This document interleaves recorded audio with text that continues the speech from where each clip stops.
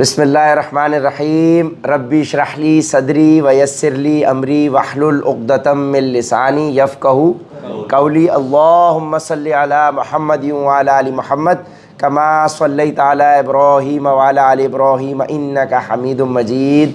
अल्लाहुम्मा बारिक अला मुहम्मद व अला आलि मुहम्मद कमा बारकता अला इब्राहीम व अला आलि इब्राहीम इन्नका हमीदुम मजीद।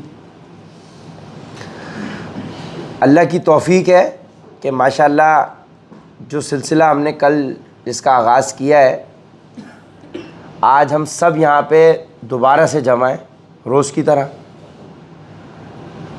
एक हमारा डिस्क्लेमर और जो प्री रेक्विज़िट है जो कि हमारे जहन में रहना चाहिए, जो अल्लाह पाक ने कुरान में भी फरमाया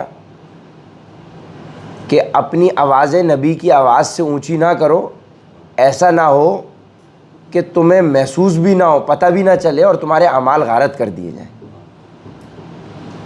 तो जब ये आयत नाजिल हुई तो इसके बाद सहाबा जो हैं वो इतनी आहिस्ता आवाज़ में बात करते थे, हज़रत उमर भी इतनी आहिस्ता आवाज़ में बात करते थे कि पूछना पड़ता था कि बात क्या है। तो कहने का मकसद है कि ये बहुत अदब का मामला है। तो इसके अंदर हमारा तो अदब यही हो सकता है कि एटलीस्ट हम अपने मोबाइल फ़ोन्स को तो साइड लाइन कर दें। मैं तो फ़्लाइट मोड पर डाल के इस टाइम पे बैठता हूँ, क्योंकि जब मेरा ईमान यकीन इस बात पर है कि जब हम अल्लाह के लिए, अल्लाह के रसूल की मोहब्बत में यहाँ पे बैठे हुए हैं ना, तो फिर अल्लाह पाक हमारे मामलात को पीछे संभालने वाला है। ऐसी कोई इमरजेंसी नहीं है भाई, ठीक है। क्योंकि हम जिन लोगों के लिए, जिन चीज़ों के लिए परेशान हैं वो अल्लाह की ही तरफ से दी हुई हैं। तो जब हम अल्लाह के ज़िक्र में बैठ गए तो फिर अल्लाह उन चीज़ों का ज़िम्मेदार है। आपने उनकी परेशानी नहीं लेनी, ना हमें क्लाइंट्स की फ़िक्र करनी है। हर चीज़ सेकेंडरी हो जाती है जब अल्लाह और उसके रसूल का जिक्र आता है। हर चीज़ सेकेंडरी है। तो इस नीयत के साथ हम इसका आगाज़ फिर से कर रहे हैं कि अल्लाह पाक हमें इसमें तौफ़ीक दिए रखे और हम वजह कायनात हमारे आका आखिरी नबी पाक सल्लल्लाहु अलैहि वसल्लम की जो सीरा का मतलब रास्ता, यानी लाइफस्टाइल, यानी कैरेक्टर, यानी तौर तरीका जो नबी का था, हम उसको पढ़े समझे। सीरा का मतलब वैसे रास्ता है, लेकिन ये लफ्ज़ इस उम्मत में तो एसोसिएट सिर्फ नबी पाक सल्लल्लाहु अलैहि वसल्लम से हो चुका है, ठीक है ना। जिस तरह से रसूल का मतलब है मैसेंजर, पैगाम पहुंचाने वाला, लेकिन कोई और शख्स ये अब इस्तेमाल नहीं कर सकता। ये हमारे नबी के लिए अब ख़ास है। कोई ये कह देगा कि भाई मैं भी मैसेंजर हूँ और वो रसूल का लफ्ज़ इस्तेमाल कर रहा है, ठीक है। तो सीरा मतलब जब हम अपने नबी पाक सल्लल्लाहु अलैहि वसल्लम का कैरेक्टर, उनकी लाइफ, उनके मामलात, उनको स्टडी करें, रिफ़्लेक्ट करें, उन वाक़यात को देखें और उससे नतीजा निकालें कि भाई हम इससे क्या सीख सकते हैं। सो कल जो मैंने नोट्स इसके बनाए हैं तो इंशाल्लाह इसमें ज़बरदस्त सबके लिए, हम सब के लिए यकीनी तौर पे, और जो हमारे टीम लीडर्स हैं, टीम मेंबर्स हैं, सबके लिए बहुत इसके अंदर मैसेज ही मैसेजेस हैं। तो दो चीज़ें थी। कल हमने शमाइलुन नबी, शमाइल का मतलब होता है कैरेक्टरिस्टिक्स, ठीक है, और खसाइसुन नबी का मतलब होता है क्वालिटीज़, जो स्पेशल क्वालिटीज़ अल्लाह ने नबी पाक सल्लल्लाहु अलैहि वसल्लम को अता फरमाई। जिसमें से चीदा ये कि हमने जो कल ज़िक्र की 12-15 के नबी पाक सल्लल्लाहु अलैहि वसल्लम को हौज़ कौसर दिया जाएगा, उनके ज़रिए मैदान हशर लगेगा, वो सबसे पहले उठाए जाएंगे, वो जन्नत में सबसे पहले दाखिल होंगे, ठीक है। और जो हमने बाकी चीज़ें पढ़ी, तो कहने का मकसद है कि वो वीडियो रिकॉर्ड भी हो जाती है। मकसद हमारा दूसरों को दिखाना नहीं है, मकसद ये हमारे लिए है। तो वो वहाँ मौजूद होती हैं, आप चाहें तो उसको भी रिफ़्लेक्ट बैक कर सकते हैं सारी चीज़ों को जाके, ठीक है जी। तो आज की हमारी गुफ्तगू का आगाज़ शुरू होगा नबी पाक सल्लल्लाहु अलैहि वसल्लम की फ़िज़िकल अपीयरेंस से, कि नबी पाक सल्लल्लाहु अलैहि वसल्लम की फ़िज़िकल अपीयरेंस कैसी थी। तो जो उनसे रिलेटेड अहादीस और उनसे रिलेटेड जो हमें कॉमन अंडरस्टैंडिंग और नॉलेज हम तक पहुंची है। तो सबसे पहले तो ये कि अल्लाह पाक की ये सुन्नत है, अल्लाह का ये तरीका है कि जो उसके पैगंबर होते हैं उन पे ब्यूटी पीक पर होती है, खूबसूरती पीक होती है। ये अंबिया का प्रोटोकॉल है, आप समझ लें, रसूलों का, अल्लाह के मैसेंजर्स का प्रोटोकॉल है कि they are all physically very attractive and beautiful people. ठीक है, they are very handsome in nature, क्योंकि ब्यूटिफुल फिर आप हो सकता है फेमिनिन के लिए यूज करें, लेकिन हैंडसम आप अगर समझते हैं तो उन अल्फाज में समझ लें। मतलब ब्यूटी का पीक होता है तमाम पैगंबरों का, तमाम रसूलों का। अल्लाह ने 1,24,000 पैगंबर भेजे, तो इसका मतलब वो 1,24,000 जब मौजूद है वो, तो उनसे ऊपर कोई भी नहीं है ब्यूटी में। तो अब आपका जहन एक तरफ जाएगा। अब हम सब ने सुना है कि हज़रत यूसुफ अलैहिस्सलाम को आधी खूबसूरती दी गई।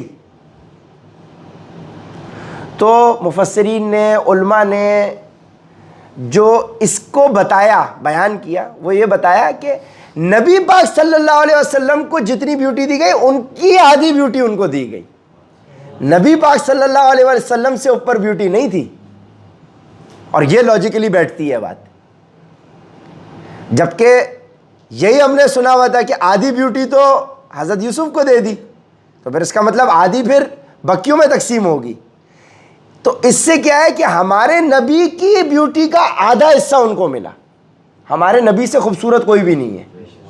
ठीक है, अब इसका मतलब ये नहीं है कि हम आपस में नबियों पे कंपटीशन कर रहे हैं। हमारे ईमान का हिस्सा है कि हम भी हज़रत यूसुफ अलैहिस्सलाम को, हज़रत आदम अलैहिस्सलाम को, हज़रत इब्राहीम अलैहिस्सलाम को, हम सबको इक्वल मोहब्बत करते हैं। लेकिन जहाँ अल्लाह कह रहा है कि मैं अपने नबी पर दुरूद भेजता हूँ तो तुम भी भेजो, तो ये ख़ास बात है ना। इमामुल अंबिया होना ख़ास बात है ना, तमाम अंबिया की इमामत कराना इसरा और मेराज के वाक़े पे जाने से पहले,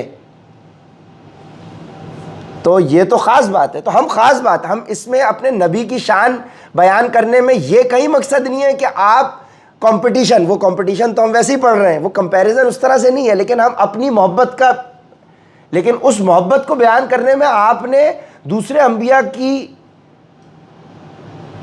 डिसरिस्पेक्ट नहीं करनी, ये जहन में मत लेके आइएगा, ना कंपटीशन करके उनको हकीर समझना है। यह हम अपने नबी का जिक्र कर रहे हैं कि दुनिया के, कायनात की तारीख के सबसे ब्यूटीफुल इंसान, सबसे खूबसूरत इंसान, सबसे हैंडसम इंसान हमारे नबी की ज़ात।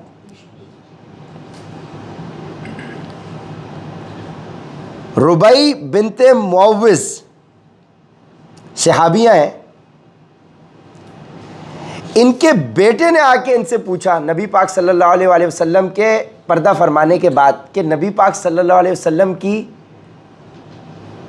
बयान करें कि कैसा चेहरा था, कैसा था। तो उन्होंने बयान किया कि ऐसा था जैसे सूरज तुलू हुआ है, सूरज की मानिंद उन्होंने सूरज से रिफ्लेक्ट करके बताया, इतना रोशन चेहरा। ठीक है ना, सूरज से उन्होंने तशबीह दी कि जैसे सन हैज़ रिजन अप, सन जो है, सूरज जो है वो तुलू हुआ है। अब वो क्या होता है कि भाई रोशनी रोशनी। फिर काब इब्ने मालिक, जहाँ पे एक सहाबिया ने हुजूर को कंपेयर किया सूरज की मानिंद, तो काब इब्ने मालिक ने फरमाया कि नबी पाक सल्लल्लाहु अलैहि वसल्लम का चेहरा था चांद की मानिंद। ठीक है जी, चांद की मानिंद। फिर बात यह आती थी कि जब भी नबी पाक सल्लल्लाहु अलैहि वसल्लम खुश होते थे तो उनका चेहरा चांद की तरह चमकने लगता था। जब खुश होते थे तो खुशी की अलामत यह थी कि चांद की तरह चमकने लगता था। ठीक है ना, अब आप देखें कि अंधेरे के अंदर चांद से आपको रोशनी मिल रही है, तो ये आपको फिजिकल अपीयरेंस, अब जाहिर है इमेज तो नहीं बना सकते, और ये अल्लाह की हिकमत है कि आप देखें कि आज इमेज आप बना रहे हैं तो इमेज से क्या कुछ करते हैं। यह मेरे अल्लाह की शान है, यह अल्लाह की हिकमत है कि अल्लाह ने नबी को उस दौर में भेजा कि कोई ये भी गड़बड़ नहीं कर सकता। सवाल ही पैदा नहीं हो सकता। कैसा अल्लाह ने अपने नबी की ज़ात को प्रोटेक्ट किया है, ज़रा सा कोई सोच ही नहीं सकता एरर करने का। इशारतन आपको बता दिया, लेकिन आप ड्रॉ नहीं कर सकते। ठीक है, तो अमर इब्न अल-आस उन लीडर्स में से थे जिन्होंने बाद में ईमान लेकर आए कुरैश के। और कुरैश के दो किस्म के लीडर्स थे। एक थे नोबल किस्म के लीडर्स, यानी जिनमें शराफत थी, जिनमें इखलास था, इखलाक था, और वो नबी को पहचानते थे और उनकी अगेंस्ट के ऊपर उस तरह से कोई एक्शंस नहीं लेते थे। मतलब डिसेंट किस्म के, वो होता है ना जो कहते हैं कि दुश्मन भी हो तो ऑनर वाला हो। मतलब एक तो दुश्मन होता है कि बिल्कुल ही उसके अंदर कोई एहसास ही नहीं है, और एक होता है बैलेंस, मतलब कि अगर ऑपोजिट साइड पे भी खड़ा हुआ है तो लेकिन बैलेंस कर रहा है, इक्वल लेवल प्लेइंग फील्ड है। तो ये वो नोबल किस्म के अशखास थे, और ज़ाहिर है इनके अंदर वो एहसास कहीं ना कहीं मौजूद था। तो अल्लाह ने फिर इनको इस्लाम से मुस्तफ़ीद किया, जिसके अंदर अमर इब्न अल-आस भी थे। फिर ये बाद में हज़रत मुआविया के दौर के अंदर भी जो है गवर्नर भी रहे, बड़ी पोजीशन रही। इसी तरह से अबू सुफियान भी थे, इसी तरह से खालिद बिन वलीद भी थे। ये टॉप के लोग थे जो कि बाद में ईमान लाए, और वो इसलिए क्योंकि अंदर से ये अच्छे लोग थे। तो अल्लाह ने इनको फिर इस्लाम से मुस्तफ़ीद किया। तो अमर इब्न अल-आस कहते हैं, there was nothing more beloved और sweet for me to stare at the face of the prophet. बोले मेरे लिए, और ये ईमान लाने के बाद की बात है, और समझो कि उनके दिल की क्या एहसासात हैं, कि वो कह रहे हैं कि मेरे लिए नबी के चेहरे को देखने से ज़्यादा लज्जत वाली चीज़, मीठी चीज़, पुरमुसर्रत कोई ऐसी कैफियत ही नहीं थी, इससे ज़्यादा मीठी कैफियत कि मैं नबी का चेहरा दीदार कर रहा हूँ। अब आप सोचें, जहाँ तमाम खूबसूरती मुकम्मल अल्लाह ने की हो, तो आप उस, वही होता है ना जब हम किसी के चेहरा देखते हैं तो उस चेहरे को देखने से अलग कशिश होती है। फरहान भाई आप तो समझ रहे होगे इसको, और सारे यंग बॉयज़ एंड गर्ल्स तो समझेंगे, ठीक है ना, कि हम देखो फिज़िकली अट्रैक्टिव एक चीज़ होती है तो हम देखो यार, तो वो कहते हैं कि अल्लाह के नबी के चेहरे से ज़्यादा मीठी चीज़, बिलवेड चीज़ मेरे लिए कुछ भी नहीं थी।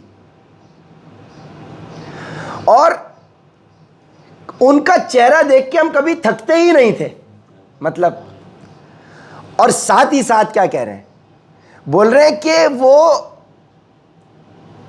पर्सनैलिटी की ऑरा ऐसा था कि हम दिल भर के देख भी नहीं सकते थे। यानी देखना चाहते थे, उतनी मीठी चीज़ थी, लेकिन इतना पर्सनैलिटी का एक ऑरा था कि हम वो शक्ल अगर आप हमसे पूछो तो हम डिस्क्राइब नहीं कर सकते। मतलब उस दोनों देखें बैक वक्त, एक चीज़ है कि हम उनका चेहरा देखें तो हमें इतना मीठा और इससे लेकिन इतनी हमारे अंदर एहसास होता था कि हम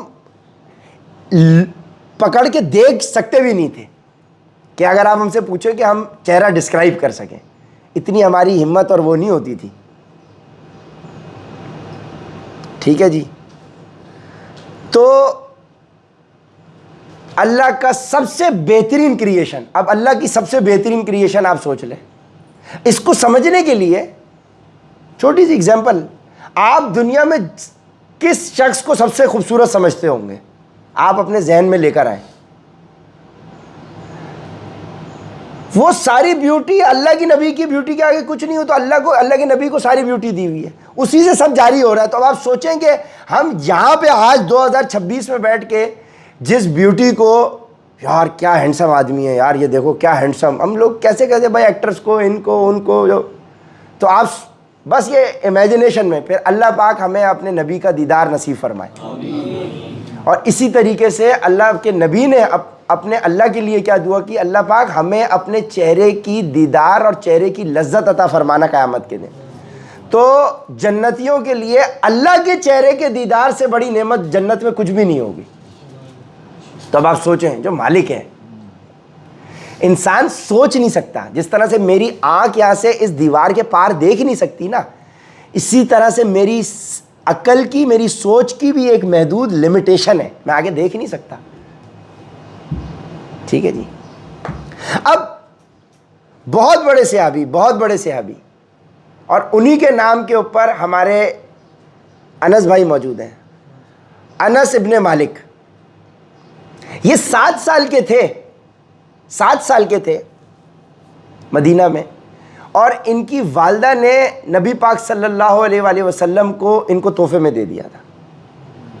अपने बेटे को दे के आई थी कि ये आपकी खिदमत के लिए मैंने दे दिया। 10 साल नबी को वज़ू कराया इन्होंने, ठीक है, और 10 साल। अब आप सुनते जाए अनस इब्ने मालिक कौन है, ये आपको पता चलेगा। शमाइल तिर्मिज़ी में आता है कि नबी पाक सल्लल्लाहु अलैहि वसल्लम की, अब ये चेहरा हमने एक एसेंस उसका लिया कि क्या था, वालेकुम अस्सलाम।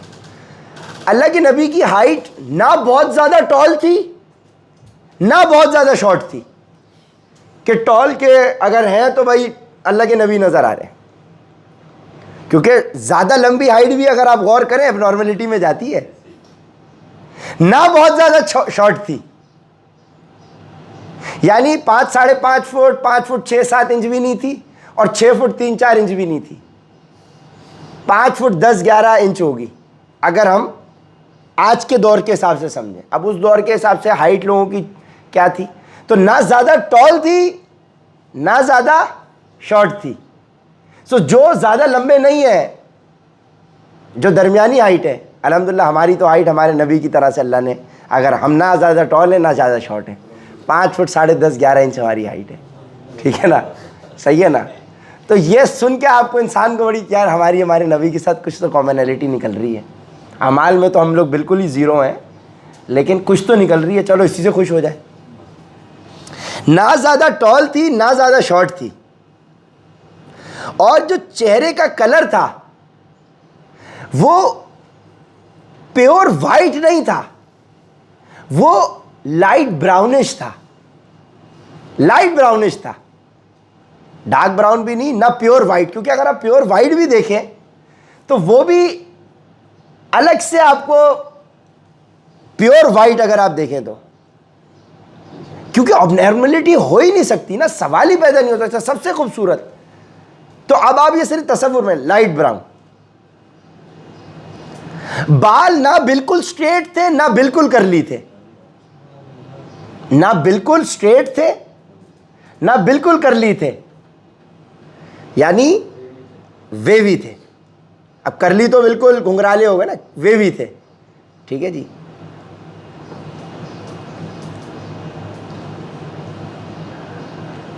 हज़रत अनस इब्ने मालिक बताते हैं कि मैंने अल्लाह के नबी के हाथों से ज़्यादा नरम शय कोई नहीं देखी।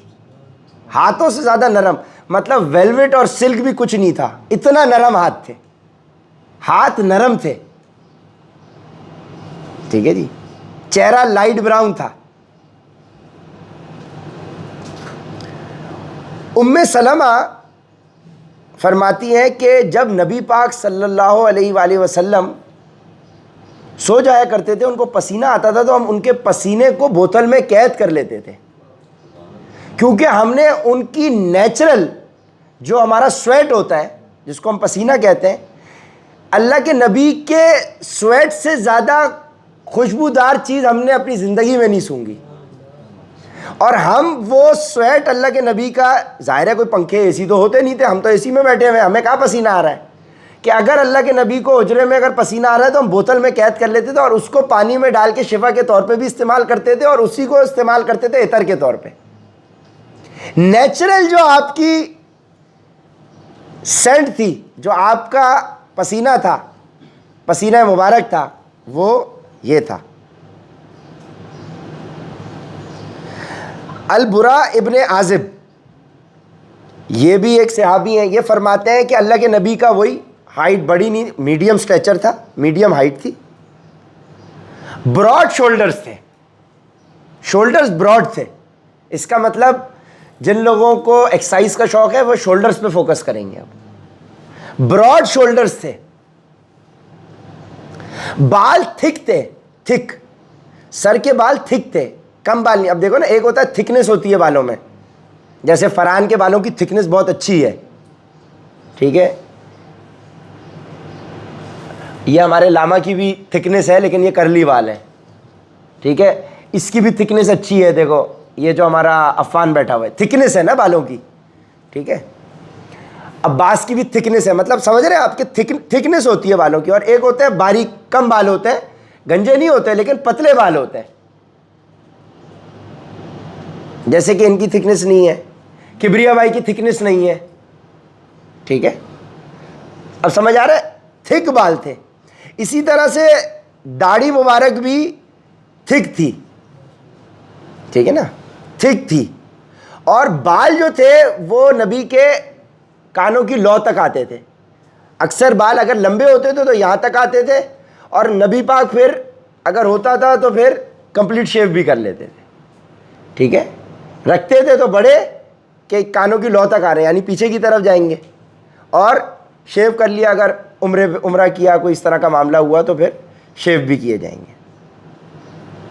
लेकिन अमूमी अमल जो आता है वो लंबे बालों वाला आता है, जो यहाँ तक बाल थे।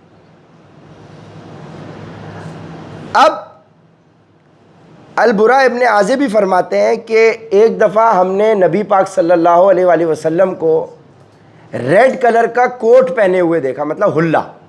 अब वो होगा कोई क्लोक होगा या कोई जुब्बा टाइप कोई चीज़ होगी। बोल रहे मैंने रेड कलर के अंदर, ठीक है ना, रेड। बोल रहे मैंने इससे खूबसूरत चीज़ अपनी ज़िंदगी में नहीं देखी कभी, खूबसूरत कैफियत मंज़र कभी नहीं देखा रेड कलर का। तो अब सोचें कि रेड कलर सूट किस पे करता है, रेड कलर की भी आ गई, ये भी अल्लाह के नबी ने पहना, इसका मतलब रेड जैकेट, रेड कोट, इस टाइप की चीज़ पहनी जा सकती है। अली इब्न तालिब, हज़रत अली फरमाते हैं कि अल्लाह के नबी का जो चेहरा था वो बहुत ज़्यादा फ्लैशी नहीं था, मतलब ज़्यादा गोश्त नहीं था। और गोश्त आपको पता है जब बॉडी फैट बढ़ता है तो, और बहुत ज़्यादा अंदर भी नहीं था चेहरा, यानी बॉडी फैट 8% के ऊपर आपके गाल अंदर चले जाते हैं। तो अल्लाह के नबी के गाल बिल्कुल अंदर नहीं थे। इसका मतलब उस दौर में ज़ाहिर है भूख प्यास तो थी, तो लोगों उनको हज़रत अली बयान किस तरह से कर रहे हैं, ऐसा नहीं था कि गाल अंदर हो, और ऐसा भी नहीं था कि चेहरा बिल्कुल भरा हुआ हो, मीडियम था। यानी मीडियम चेहरा रहता है 9 से 10% बॉडी फैट पे, 9 से 10%। और जब ये मैंने पहले सुनी थी ना, मैंने उसी वक्त से जहन ये बनाया हुआ था अपना कि आपका बॉडी फैट परसेंटेज अगर अल्लाह के नबी का देखो अंदर खिंचा हुआ होता चेहरा, जो कि हज़रत अली बता रहे हैं कि बहुत ज़्यादा फ्लैशी भी नहीं था और बहुत ज़्यादा गाल अंदर भी नहीं थे। बहुत ज़्यादा गाल अंदर हो जाते हैं 7-8% बॉडी फैट पे, क्या आपको ये हड्डियां नज़र आना शुरू हो जाए। गोल नहीं था चेहरा, क्योंकि जब फैट होता है तो चेहरा गोल महसूस होता है, ठीक है ना, शार्प जॉ लाइन। और शार्प जॉ लाइन बहुत ज़्यादा शार्प हो जाएगी अगर 7-8% फैट पे चले जाओ। इसका मतलब, और ये तो हम चूँकि फिटनेस का हमारा काम है तो आपको पता है कि भाई 7-8% बॉडी फैट पे आपके एनर्जी लेवल्स भी वो नहीं होते। तो इसका मतलब बॉडी फैट परसेंटेज 9 और 10 के करीब होगा, जहाँ पे एब्स भी विजिबल होते हैं, ठीक है जी। ये बॉडी फैट परसेंटेज भी आपको पता चल गया, ठीक है जी, क्योंकि ये हमारी एक्सपर्टीज़ है तो ये हम आपको बता सकते हैं। अपर बैक जो थी वो ब्रॉड थी और सीने पे कोई बाल नहीं थे, कोई बाल नहीं थे सीने पे। एक बारीक लाइन थी जो सीने से शुरू होती थी और नाफ तक जाती थी, पतली बारीक लाइन थी सीने पे, पतली सी लकीर थी बाल की, बस, और कोई बाल नहीं थे जिस्म पे, ठीक है। अल्लाह के नबी जब चलते थे तो तेज तेज चलते थे और ऐसा महसूस होता था कि कोई शख्स स्लोप से नीचे उतर रहा है। तो मुफस्सिरीन और उलमा ये कहते हैं कि अल्लाह ने उनके लिए जैसे कि ज़मीन को भी हुक्म कर दिया था कि झुक जाओ, क्योंकि अगर आप गौर करें तो जहाँ ऊंची आपको एफर्ट ज़्यादा लगती है, तो ज़मीन के ऊपर जब नबी पाक सल्लल्लाहु अलैहि वसल्लम चल रहे हैं तो ज़मीन झुक जाती थी। तो अल्लाह के नबी जो चलते थे तो तेज, और आपको पता है कि जब भी स्लोप होता है तो ऑटोमेटिक स्पीड भी तेज़ हो जाती है, यानी अल्लाह के नबी के लिए ज़मीन झुक जाती थी और तेज़ चलते थे। और नीचे स्लोप से जो जा रहा होता है बंदा, वो यूं यूं नहीं चलता, आजी होती है, कंधे नीचे झुके हुए होते हैं। अब जिस तरह से कल चेरी भाई निकले थे, आए थे नमाज के लिए, ठीक है ना, और वो तो हमने आयत भी कुरान में पढ़ ली, तुम ज़मीन में ऐसे चलते हो अकड़ के जैसे ना तुम ज़मीन को फाड़ सकते हो ना आसमान पे जाके आसमान को चीर सकते हो। ये चलने का अंदाज भी आपका आजिज़ाना होना चाहिए, उसके अंदर आजी हो, ह्यूमिलिटी हो, ठीक है ना। वो आगे आएगा कि जब हज के ऊपर रमी करने के लिए हुक्म था तो अल्लाह के नबी ने फरमाया था कि सीना चौड़ा करके करना है, क्योंकि वहाँ पे मुशरिकीन मक्का को ये था कि ये मदीना से वापस आए ना हज करने के लिए, तो ये लोग वहाँ कमज़ोर हो गए हैं। तो अल्लाह के नबी ने फरमाया शुरू के 3 चक्कर जो है ना, इसको हम रमी कहते हैं, 3 चक्कर शुरू के सीना चौड़ा करके तेज़ तेज़ चले, ताकि काफिरों को ये पता चले हमारे अंदर ताकत मौजूद है। वो स्पेसिफिक था काफिरों के सामने। इसका मतलब क्या है कि आपको अपनी चौधराहट दिखानी है वहाँ हाजी नहीं दिखानी, जी जी जी जी जी जी जी जी होता है, ये तो बिल्कुल ही आवेगा हवा बिगड़ा हुआ। खैर, कहीं बात कहीं से कहीं निकल जाएगी, अभी हम अच्छी गुफ्तगू कर रहे हैं। तो तेज़ चला करते थे, ऐसा था कि जैसे अल्लाह ने ज़मीन जो है उनके लिए आजिज़ कर दी है, कि ज़मीन हम्बल हो गई है, अर्थ हम्बल हो गई है, ज़मीन भी झुक गई है कि नबी पाक सल्लल्लाहु अलैहि वसल्लम चल रहे हैं, इनको तकलीफ़ नहीं देनी।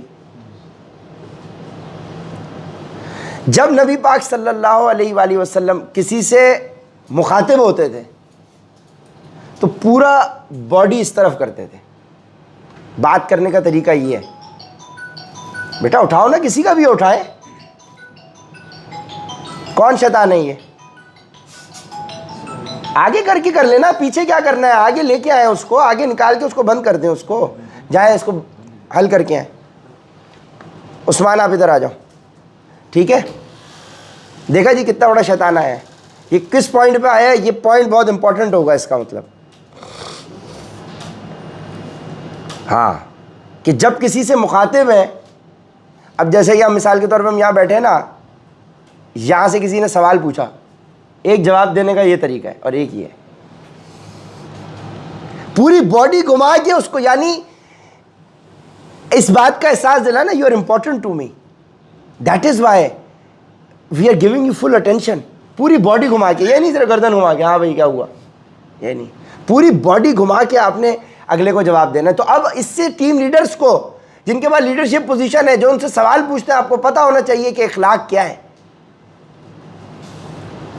ये नहीं अब पूछा हाँ भाई क्या ठीक है अच्छा हूँ, पूरी बॉडी आपने अपनी टर्न करके फुल रिस्पेक्ट दी उसको।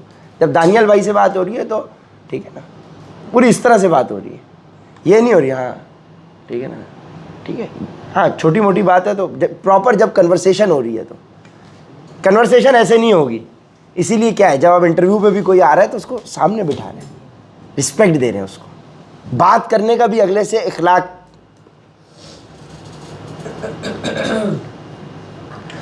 नबी पाक सल्लल्लाहु अलैहि वसल्लम के जो ब्रॉड शोल्डर्स थे, उन दोनों शोल्डर ब्लेड्स यानी शोल्डर्स के बीच में एक physical seal of the profit थी, मोहरे नबूवत। वो उस तरह का एक छोटा सा ओवल शेप का एक मार्क था, जिसके ऊपर अलग रंग के कुछ बाल निकले हुए थे, बुरे नहीं लगते थे वो physical seal of the profit थी जो अल्लाह ने अपने नबी को दी थी। और सलमान फारसी उनके एक क्रिश्चियन उस्ताद थे, जिन्होंने उनको ये बताया हुआ था कि नबी आखिरुज़्ज़मा जो होंगे वो फला फला जगह होंगे, वो आगे पूरी सलमान फारसी के ईमान लाने का वाक़या आएगा, आप लोगों ने शायद पढ़ा हुआ भी होगा कहीं ना कहीं। तो वो हुजूर की तलाश में निकले थे अरब की सरजमीन तक आए थे, तो उनको उनके उस्ताद क्रिश्चियन ने यह बताया हुआ था कि मोहरे नबूवत उनके शोल्डर्स के बीच में होगी। तो अरब की ज़मीन पे पहुँचे, उनको पता चला, उनको एक आइडिया हुआ, तो वो मिलने के लिए गए सलमान फ़ारसी। पहले दिन गए, उन्होंने कुछ तोहफे ताइफ दिए कि ये सदका लेते हैं, खैरात लेते हैं या नहीं। तो पहले दिन उन्होंने एक मामला किया, वो ओके हो गया। दूसरे दिन मामला किया, ओके हो गया। तीसरे वाक़े के लिए उनको तीसरी मोहरे नबूवत चाहिए थी, कन्फर्मेशन के लिए कि वाकई मुझे पता चल जाए कि ये दो उनकी जो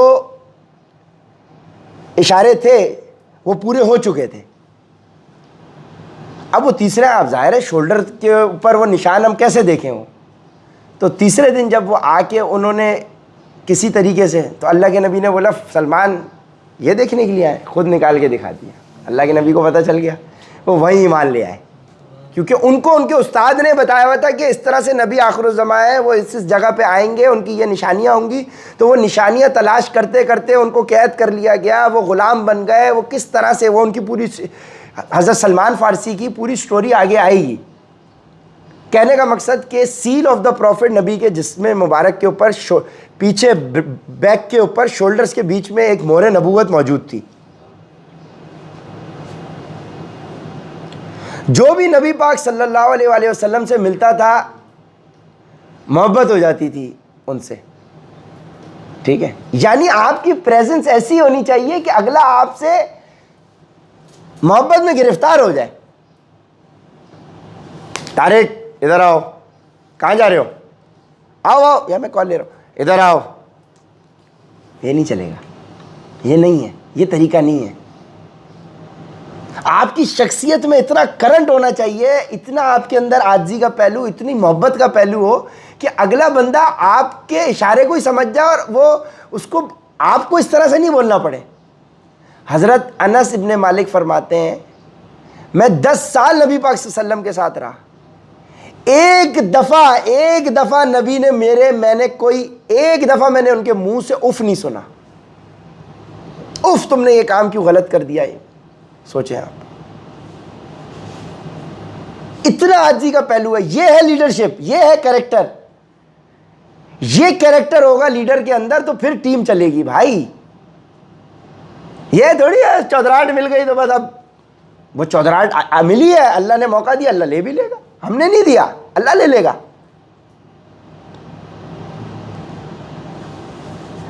ये आजी अच्छी है, ठीक है ना, प्यार मोहब्बत वाली। आपके लिए भी जवाब आएगा आगे, आपके लिए भी मैसेज आएगा आगे। ये आजी का पहलू होना चाहिए भाई। उमर भाई तो घुटने पकड़ रहे हैं उनके, और इधर आओ, कहाँ जा रहे हो, इधर आओ। ऐसे किसी का दिल नहीं जीत सकते आप।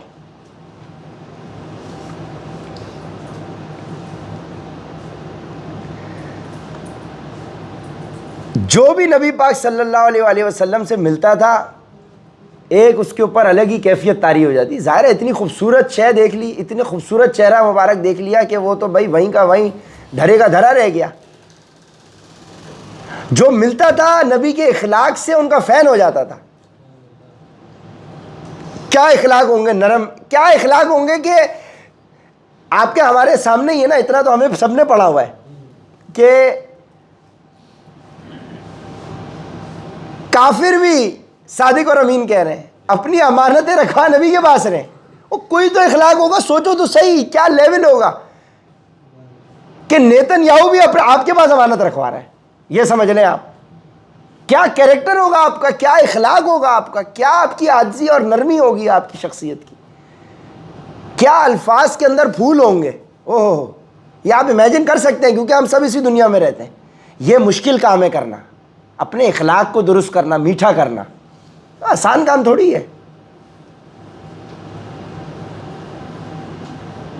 हजरत अली कहते हैं कोई उनके जैसा नहीं था, कोई उनके जैसा, कोई कंपैरिजन ही नहीं है। अब क्या बात रह गई, नो वन लाइक हिम। और हजरत अली से ज्यादा कौन जानेगा। हजरत अली की तो परवरिश की है नबी पाक ने। हजरत अली से ज्यादा कौन करीब जान सकता है, कोई भी नहीं है। हजरत अली तो उनके बेटों की तरह है, उनका अपना खून है। जब नबी पाक हजरत अली को कौन से गज़वे के मौके के ऊपर, ये मेरे जहन में नहीं आ रहा। हाँ, तबूक के मौके पे, तबूक के मौके पर हज़रत अली को मदीना छोड़े जा रहे थे, तो कहते हैं, तो हज़रत अली को बड़ी, क्योंकि खैबर भी हो चुका है, सारे मामलात हैं, हज़रत अली तो हुजूर के बगैर रह नहीं सकते थे, तो उनको बड़ी, तो हुजूर पाक ने क्या फरमाया, तुम्हारी मेरे साथ वही निस्बत है जो मूसा की हारून के साथ, लेकिन मेरे बाद कोई नबी नहीं। यानी नबी के बाद कोई नबी होता तो अली होता। हज़रत अली का क्या मकाम है यार, हज़रत अली के मकाम को पहचानते ही नहीं हम। और यही हदीस ख़त्म नबूवत के ऊपर भी पहरा दे रही है। अगर हज़रत अली दूसरे नबी नहीं हो सकते तो फिर बाकियों की तो कोई हैसियत ही नहीं। हज़रत अली का वो मकाम है, तुम्हारी मेरे साथ वही निस्बत है। वो क्या निस्बत है? हज़रत मूसा के भाई हैं हज़रत हारून, तो अल्लाह के नबी के भाई हैं यार। अल्लाह के नबी के भाई की क्या रिस्पेक्ट होती है, खून का रिश्ता क्या रिस्पेक्ट होती है। और देखें उम्मत ने, हम लोगों ने क्या किया हज़रत अली के साथ।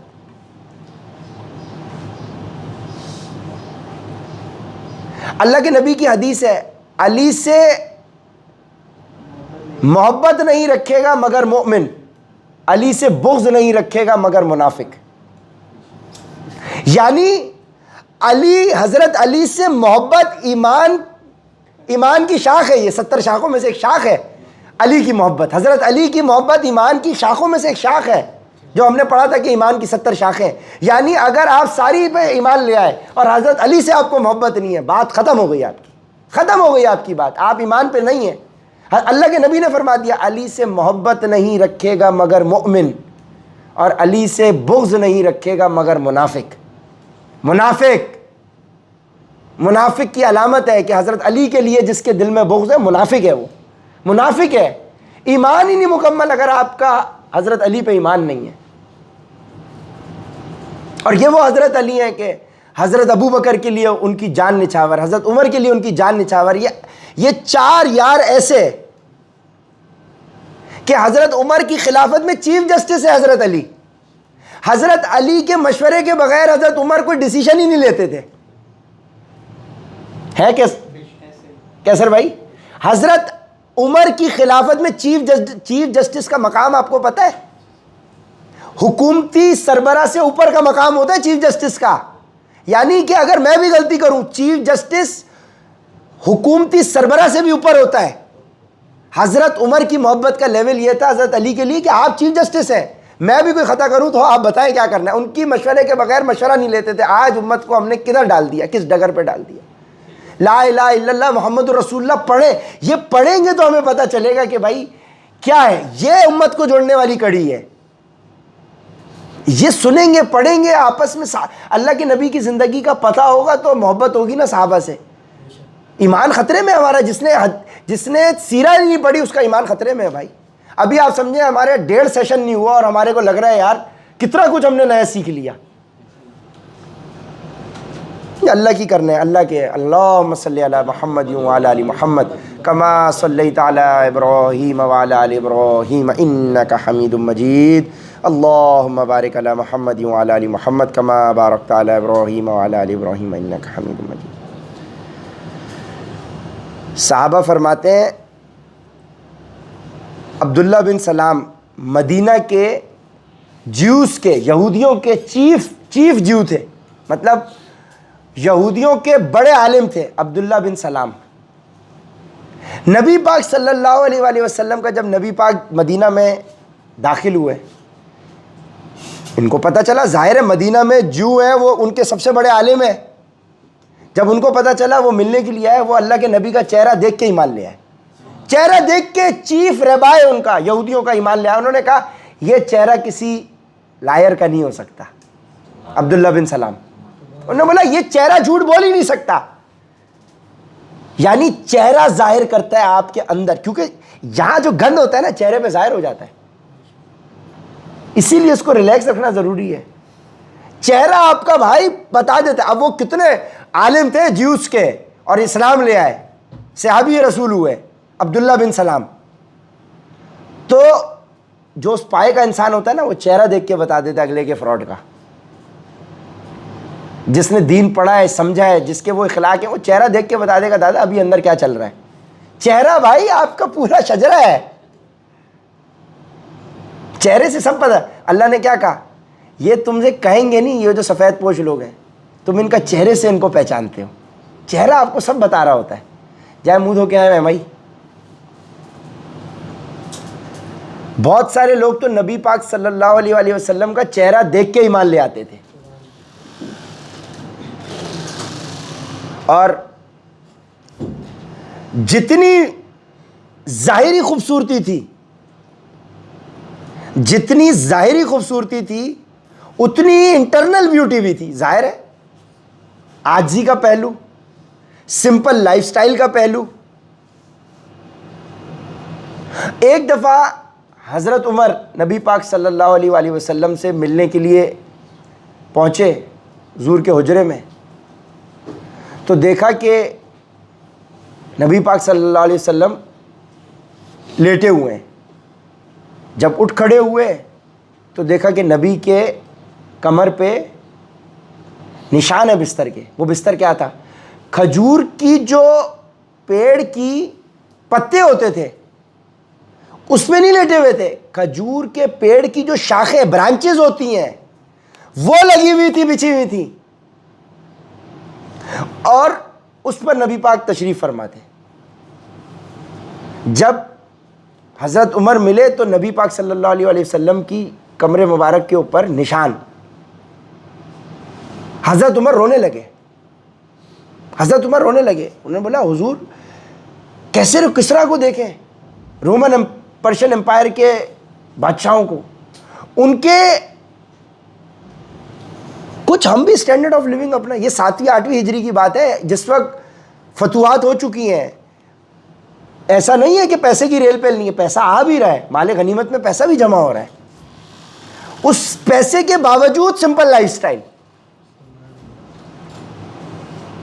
हजरत आयशा फरमाती है कि नबी पाक सल्लल्लाहु अलैहि वसल्लम का जो बिस्तर मुबारक था वो चमड़े का होता था, लेदर का बिस्तर नहीं होता। लेदर तो गर्म हो जाता है, और उसके अंदर खजूर के पेड़ के पत्ते होते थे। एक दफा मैंने वो बिस्तर डबल कर दिया तो नबी पाक ने कहा कि आयशा आपने मेरा बिस्तर तब्दील किया है। उन्होंने बोला हुजूर मैंने इसकी 2 तय कर दी, इसको वैसे ही कर दे, मुझे सुबह तहज्जुद में उठने में तकलीफ हुई है। उसकी नरमी ने सुबह तहज्जुद में उठने से नबी पाक सल्लल्लाहु अलैहि वसल्लम को थोड़ा सा लेट कर दिया। बिस्तर इतना हार्ड है। ये कौन है, वजह कायनात आखिरी पैगंबर हमारे नबी, जिनके लिए जन्नत तख्लीक की है, जिनके लिए दरवाज़ा खुल रहा है। ये बिस्तर है भाई। फरहान भाई आपका तो फिर भी मल्टीफॉर्म हमारा लगा हुआ है। हमने दरवाज़ा खोला और घंटी बजाई और पानी आ गया नीचे। इतना आ गया कि एक दिन पानी का ओवरफ्लो हो गया था, आपको छुट्टी करनी पड़ी थी। ये स्टैंडर्ड है। अब बताएं जी, हमारा स्टैंडर्ड इससे बेहतर है कि नहीं? गरीब से गरीब, मिस्कीन से मिस्कीन का स्टैंडर्ड इससे बेहतर है आज। आगे सुने सर, अभी तो शुरू हुई है दास्तान।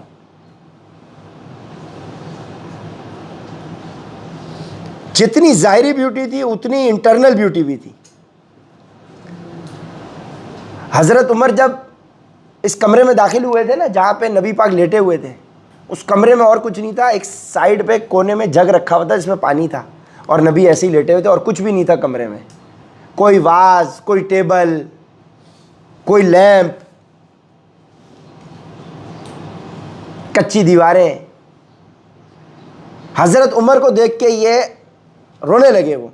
और जब नबी से कहा कि नबी पाक क्या हम अपना स्टैंडर्ड कुछ तो बेहतर कर लें, अल्लाह के नबी उल्टा नाराज हुए। हजरत उमर को डांटा, उमर क्या तुम्हारे पर अभी तक दुनिया की हकीकत नहीं खुली? क्या तुम इस पे राजी नहीं कि कैसर और किसरा को दुनिया में मिल जाए और हमारे लिए हमेशा की जन्नत हो? अंदाज़ा लगाएं जी। अब इसके बाद क्या ख्वाहिश रह गई पैसे कमाने की?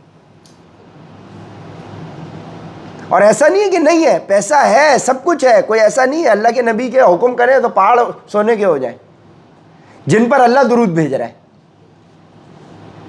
सिंपल लाइफस्टाइल, डेलिबरेटली अल्लाह पाक हमें भी ये सिंपल लाइफस्टाइल अडॉप्ट करने की हिम्मत अता फरमाए, हमें अपने नबी की सुन्नत पर चलने की तौफीक अता फरमाए।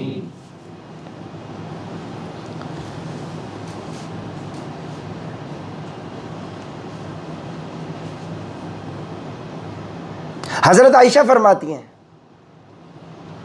रज़ी अल्लाह ताला अन्हा, 6 हफ्ते गुजर जाते थे नबी पाक सल्लल्लाहु अलैहि वसल्लम गोश्त नहीं खाते थे। ये कल मैंने सुनी है और मेरा प्रोटीन नहीं जा रहा, 6 हफ्ते गुजर जाते थे, गोश्त नहीं जा रहा पेट में। तो लोगों ने पूछा कि आप लोग किस तरह से गुजारा किया करते थे? हम 2 काली चीज़ों पर गुजारा करते थे, खजूर और काला पानी, क्योंकि पानी साफ थोड़ी होता था, फिल्टर्ड वाटर नेस्ले का थोड़ी था। 2 काली चीज़ों पे गुजारा होता था। बस गन, ज़ाहिर है गन तो हटा दिया करते थे, लेकिन कोई इस तरह के 7 प्रोसेस 7 लेयर्ड फिल्टर्ड वाटर थोड़ी था अवेलेबल। 2 काली चीज़ों पे गुजारा होता था, खजूर पे और पानी पे। आप बताएं जी, इससे कितनी बड़ी आपको चीज़ मिली कि खजूर इटसेल्फ एक पूरी मील है। और आज आप देख लें खजूर के ऊपर जो सारी कहानी है, और पानी। 6 हफ्ते तक गोश्त नहीं खाया, 6 हफ्ते तक गोश्त नहीं होता था।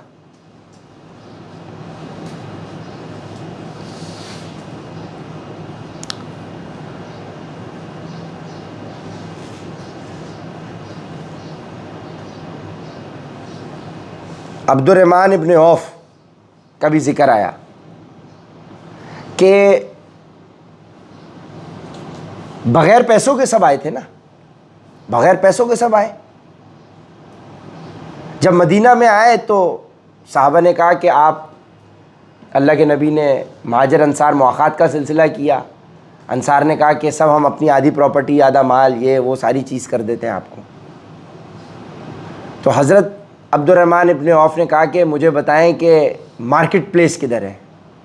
उनके पास कुछ मक्खन था, घी था, वो ले जाके बेच के आ गए। ये सहाबा ये पूछा, ये इन सब ने इन चीज़ों को विटनेस किया है। ऐसा नहीं था कि पैसा नहीं था भाई, वो खाली हाथ आए थे, सिर्फ कपड़े लेकर मदीना में आए थे, कपड़े पहने हुए थे, और उसके बाद मालदार तरीन आदमी बन गया अब्दुर्रहमान बिन औफ।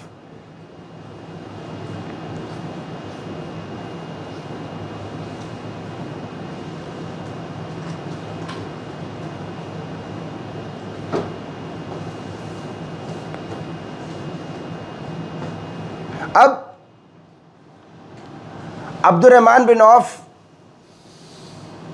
जिनका ये स्टैचर था कि वो खाली हाथ आए थे, सिर्फ कपड़े थे, और उन्होंने अपने मेहनत से, वही सेल्स का काम, सेल्स एक स्किल थी, ख़रीदो फरोख्त, उससे करके जब स्टैंडर्ड ऑफ लिविंग हो गया, और फिर नबी पाक सल्लल्लाहु अलैहि वसल्लम के दुनिया से पर्दा फरमाने के बाद जब सब हालात बेहतर, तो जब हज़रत अब्दुर्रहमान बिन औफ के सामने गोश्त और ब्रेड यानी रोटी जब आया करती थी तो वो रोने लगते थे कि हमने अपने नबी को रोटी और गोश्त कभी पेट भर के खाते नहीं देखा। रोटी खाई तो पेट भर के, एट योर फुल नहीं खाई। होता है ना कि हमारा यहाँ तक आ जाए, अभी न्यारी हम पिछले हफ्ते खाने गए थे, यहाँ तक जब तक रोटी नहीं आ रही थी, लाए जाओ डाले जाओ, हमने खाते नहीं देखा। तो वो हालात उनके बेहतर हो गए, तो उनके रेफरेंस से उनका बताया जा रहा था कि ये भाई कौन है, और जब वो रोटी और गोश्त देखते थे तो उनके आंसू जारी हो जाते थे। और हज़रत आयशा उम्महातुल मोमिनीन,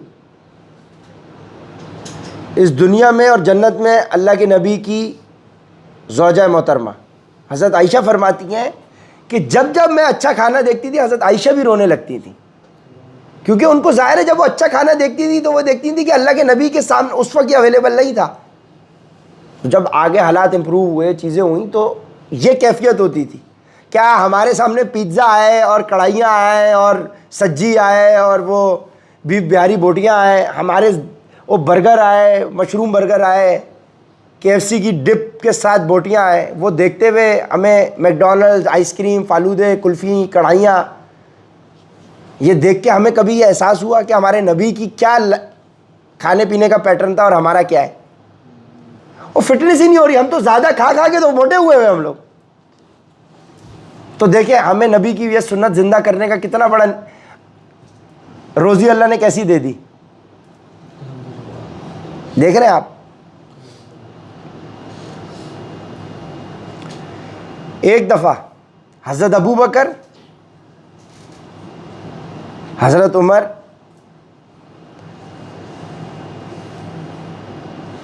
इन लोगों के पास खाने को कुछ नहीं था। अल्लाह के नबी, हालात टाइट थे उस वक्त मदीना में। अल्लाह के नबी घर से बाहर निकल आए।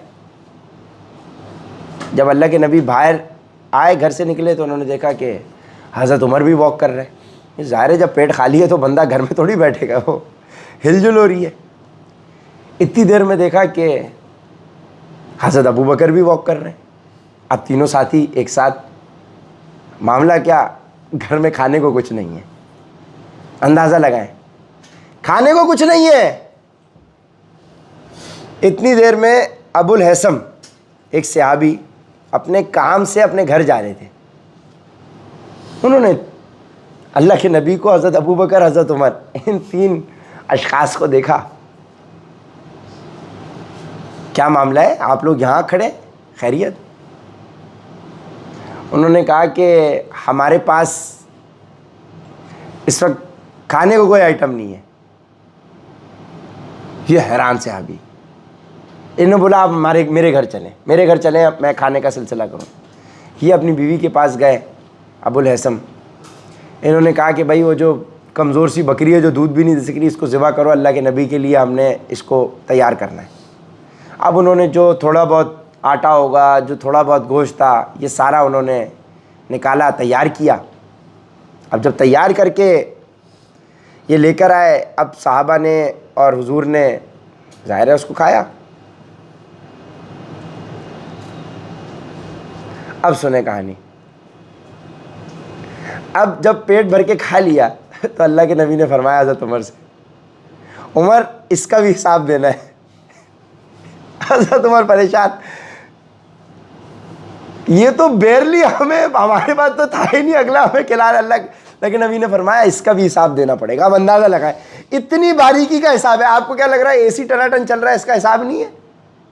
हमने खाना खाया, 2 रोटी के निवाले ऐसे ही छोड़ दिए, फेंक दिए, कचरे के डब्बे में चावल डाल दिए। निहारी खाई, वो छोड़ दी रोटी उसकी, चावल टेबल में गिर गए। जाने दो यार, रायता आधा खाया छोड़ दिया, बेकार है यार। नहीं, इसके पनीर रेशमी अंडी के साथ कौन रायता खाता है? वो तो एक्स्ट्रा मंगा लिया था उमर भाई ने। उमर भाई ये वाली व्हीट नान नहीं खाऊंगा, वो गार्लिक नान होना चाहिए, आगरा शाही होनी चाहिए। अगली दफ़ा आगरा शाही खाएं तो ये जहन में रखना है।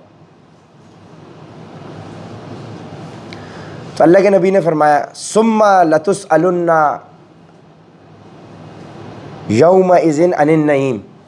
ये कौन सी सूरत की आयत है ये? सुम्मा लतुसअलुन्ना, हाँ हाफिज़ साहब, ठीक है जी, कि इस नेमत का जवाब आपको देना पड़ेगा अल्लाह को। अल्लाह इसका भी सवाब हिसाब लेगा भाई। हाँ भाई जवाब दें, ये आपको मिला था उस दिन, आप लोग भूखे थे, मैंने आपको ये खाना खिलाया, उन्होंने अपनी बकरी ज़िबा कर दी आपके लिए, आए जी हिसाब दें जी। वो न्यारी खाने गए थे आप जाहिद न्यारी पे, वहाँ आपने 4 रोटियाँ मंगाई थी और आधी रोटी ठंडी करके आपने ज़ाया करके साइड कर दी थी। जी भाई फरहान भाई, और वो जो शीरमाल आपने मंगवा लिया था एक्स्ट्रा, उसका क्या? और वो जो 7 अप आपने पी थी और आधी आपने छोड़ दी थी कि वो गर्म हो गई, और फिर दूसरी मंगवाई थी ठंडी वाली कि गर्म वाली मैं ज़ाया कर रहा हूँ।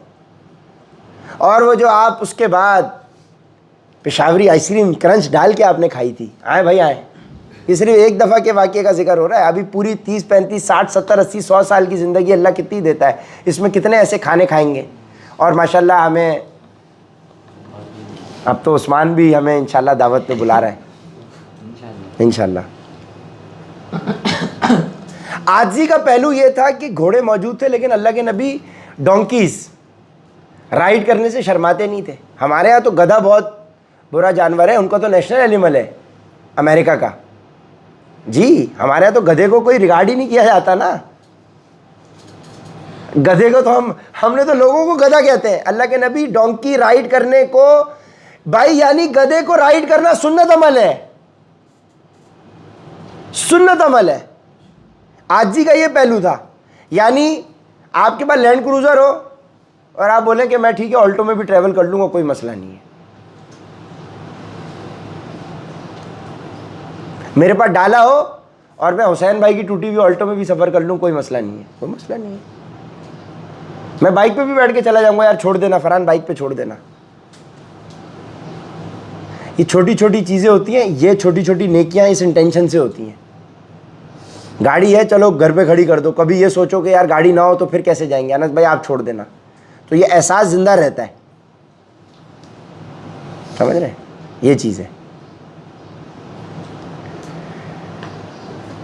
अब एक दिन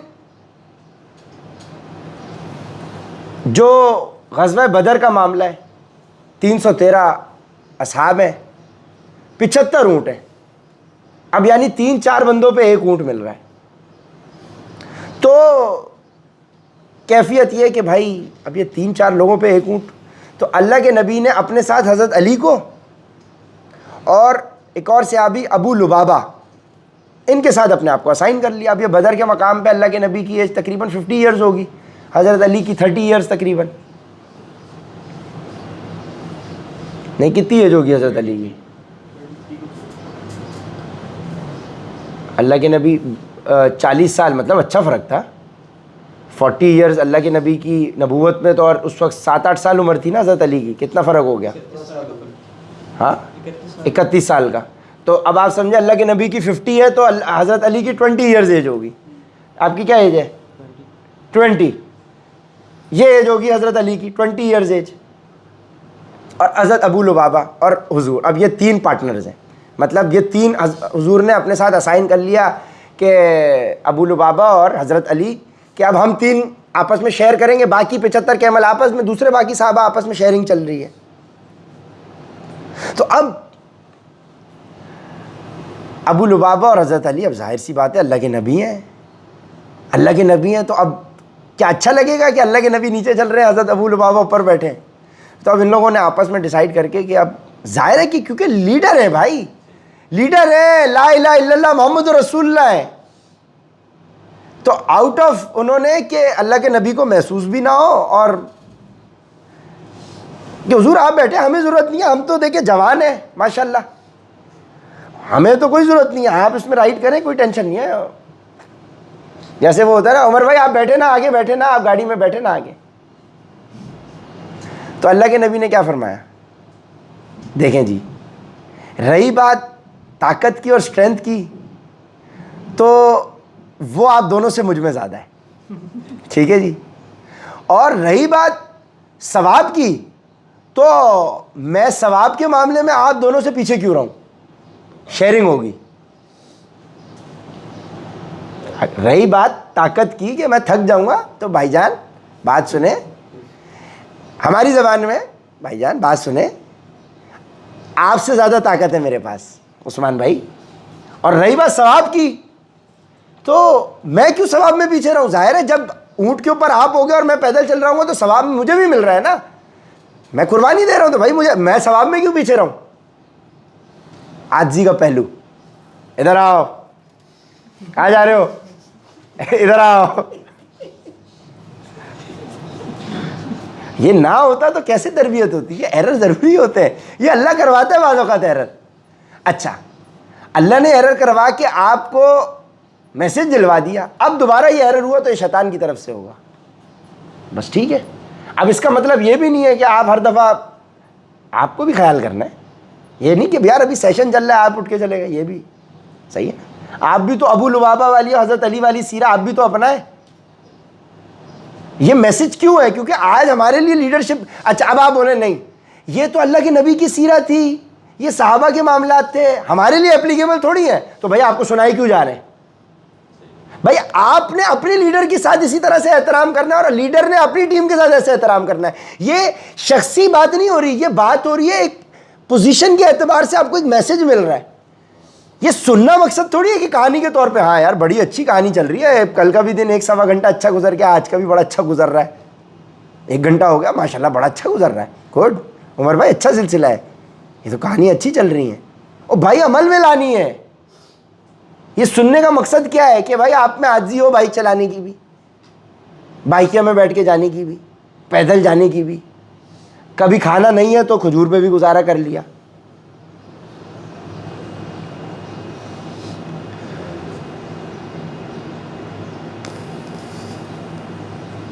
अब इखलाक के ऊपर अल्लाह के नबी का मेयार क्या था? इखलाक के ऊपर कि अनस बिन मालिक कहते हैं कि मैंने 10 साल नबी पाक सल्लल्लाहु अलैहि वसल्लम के साथ में रहा, उफ तक उन्होंने कभी नहीं किया। और जब 10 साल रहे, उनकी वालदा उनको छोड़ के चली गई थी, तो हज़रत अनस की वालदा हुजूर के पास आई कि अनस के लिए आप दुआ कर दें, अनस के लिए आप दुआ कर दें। तो अल्लाह के नबी ने फरमाया कि इसके माल में, इसकी उम्र में, इसकी उम्र में, इसके माल में और इसकी औलाद में अल्लाह बरकत अता फरमाए। हज़रत अनस की 110 साल की उम्र उन्होंने पाई, लॉन्गेस्ट साहबा टू लिव। कहते हैं कि हज़रत अनस पत्थर उठाते थे, नीचे सोना होता था। कहने का मकसद जो काम करते थे उसमें सक्सेस होता था, तो लोग हज़रत अनस के साथ पार्टनरशिप करना, उनको अपनी टीम में रखना पसंद करते थे। हज़रत अनस का ये लेवल था। अब देखें आप, ये वही लेवल है हज़रत अनस की शख्सियत का कि जब इनके वालिदैन ने इनका नाम उन्हीं के ऊपर रख दिया, वो बरकत आज तक चल रही है। ये आपका हमारा कमाल नहीं है, ये उस नाम की बरकत चल रही है जो अल्लाह के नबी की दुआ थी कि आपका नाम अनस है। आपको लग रहा है कि आपके साथ जो काम मामलात हो रहे हैं कैसे हो रहे हैं, ये उस नाम की बरकत है। खुदा की कसम, अगर मैं कुछ भी हासिल है, ये उन नामों की बरकत है जो हमारे वालिदैन ने उन साहबा के नाम पे हमारे नाम रख दिए। आपका नाम उस्मान, आपकी शख्सियत में इतनी मोहब्बत है, आजी है कि आप अपने भाई के लिए आगे एम्पैथी का जज्बा है, आपके लिए खुशी का जज्बा है। ये आपके नाम की बरकत है, क्योंकि आपके वालिदैन ने आपका नाम उस एतबार, उस नियत से रखा है। मोहम्मद अहमद सबसे हैवी नाम, क्वांटिटी और क्वालिटी। देखो जब ये बात करता है तो इसकी बात शॉर्ट एंड क्रिस्प एंड एक ऐसी बात होती है कि उस पर हर बंदा, ये नाम की बरकत है भाई। तो सीरा पढ़े, जिस सहाबी से इंस्पायर हो अपना नाम चेंज कर लें।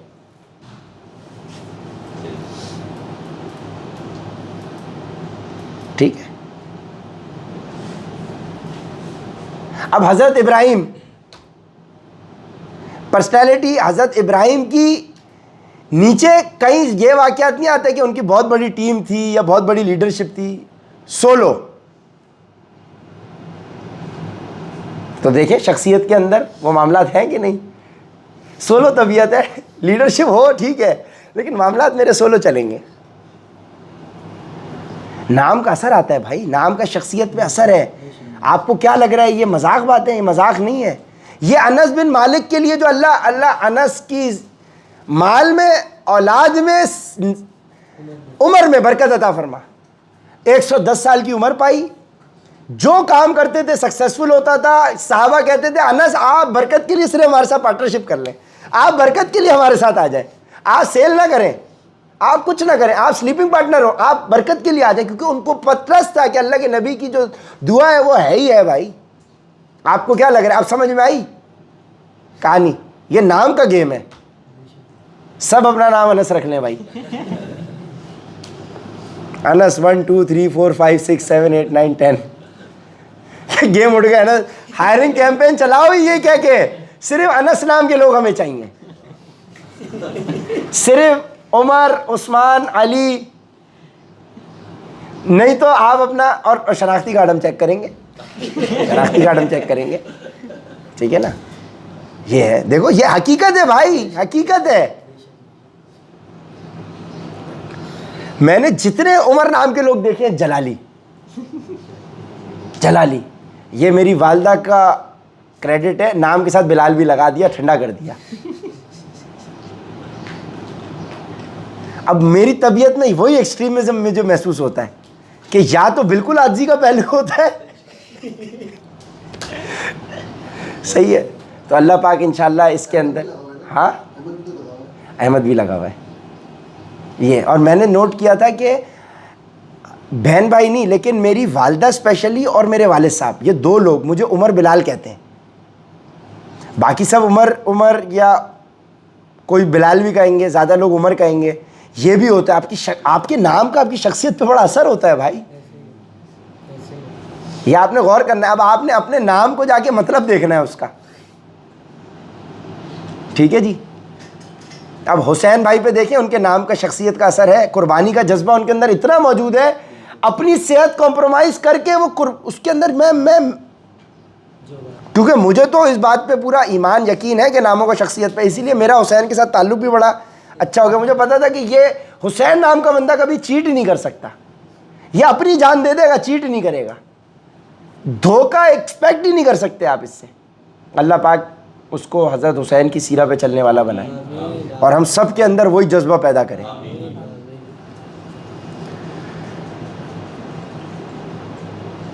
तो हज़रत अनस ने एक और बात बताई अल्लाह के नबी के, कि 7 साल के थे, अल्लाह के नबी ने मुझे कोई काम दिया, मैं निकल गया, रास्ते में भूल गया काम, बच्चे खेल रहे थे, मैं उनके खेल में मसरूफ़ हो गया। तो अल्लाह के नबी पीछे से ढूंढते ढूंढते आए कि भाई कहाँ रह गए, इनको काम दिया था, ये कहाँ है। और पीछे से जाके उनके कान हल्के से खेलने के अंदाज में अल्लाह के नबी ने पकड़े, कहाँ रह गए थे, उफ तक नहीं किया। बोले मैं 10 साल नबी के साथ रहा, कभी उफ तक नहीं किया, यानी टीम लीडर उफ तक नहीं कर रहा। खैर यहाँ तो मामला टीम लीडरशिप का नहीं था, यहाँ दूसरा मामला था कि वो उनकी खिदमत के लिए थे, यानी खिदमत गुजार जो आपके साथ है उसके साथ उफ भी नहीं करना, ये आपको पहलू मिल रहा है। अब जैसे कि हमारे लिए ये पहलू मिल गया कि नदीम है, जैसे हमारे लिए ये आंटी है, खिदमत गुजार है ना, खिदमत कर रहे हैं हमारे लिए, पानी ला रहे हैं, ये कर रहे हैं। तो कोई अगर ऊपर नीचे कोई बात भी हो जाए तो ये हम इस नियत से इनके साथ उफ ना करें ना, तो हमें इसका इंशाल्लाह अजर मिलेगा।